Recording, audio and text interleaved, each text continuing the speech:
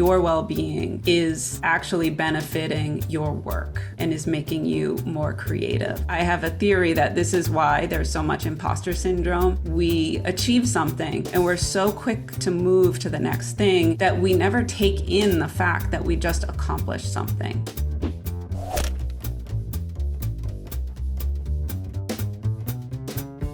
You can give one piece of advice to someone watching this about what they can do to improve themselves, improve their work, what would it be?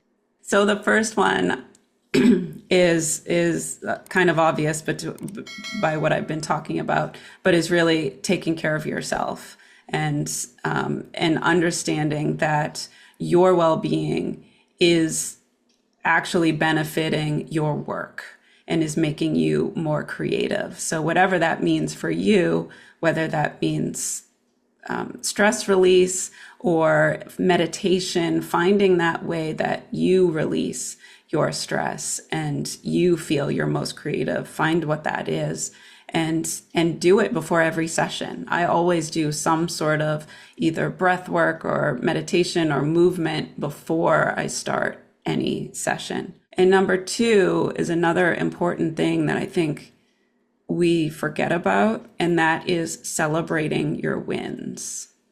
And I really think I have a theory that this is why there's so much imposter syndrome, is because we achieve something and we're so quick to move to the next thing and to go for the next goalpost that we never take in the fact that we just accomplished something. So your first job, your first edit, your first award, whatever it is, small or big, right? Celebrate it, absorb it so that you understand like, oh yeah, I've done that. I am now here.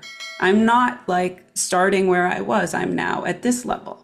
And the more that we can absorb that and understand that, I think the more that we build the security and the confidence to move forward.